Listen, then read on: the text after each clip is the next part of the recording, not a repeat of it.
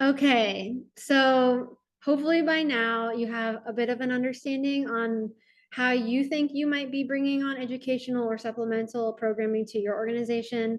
But we didn't want to leave you just hanging there. So let's talk a little bit about action items. So getting started starts with finding a need, like we mentioned, assess your community to make sure that your vision for educational programming matches what is needed, so that your impact is both measurable and meaningful.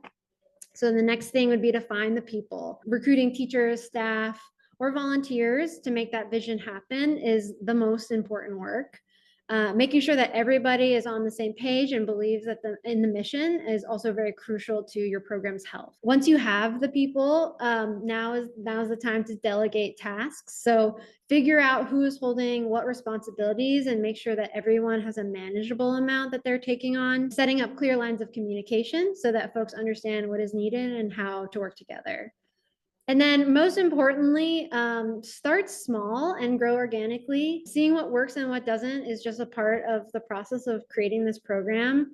Don't overload yourself or others with every possible workshop that could be planned. The Station North Tool Library, we started off with like 3 classes and we've grown over 10 years to now be 30 classes.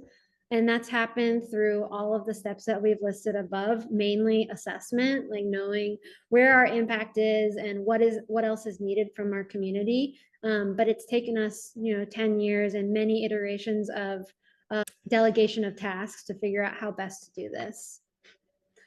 So thinking about where you might start, filling obvious gaps. So this may mean looking at the programming you already host and supplementing them with education. Do you have public workshop hours? Maybe you start with a safety class or some sort of space orientation for that public workshop.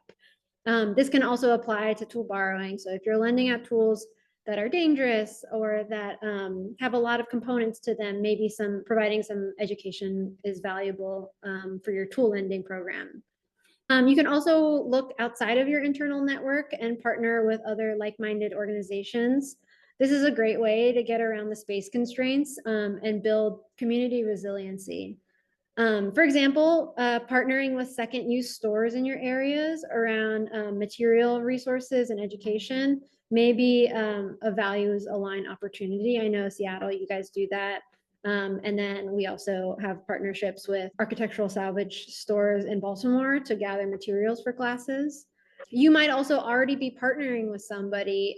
Perhaps you're a pickup location for a farm, and maybe that lends itself to creating education around that partnership. For example, like having gardening classes if you have a partnership with a farm or have a really robust gardening community. So all of these are easy wins. The key here is to partner again with values aligned organizations.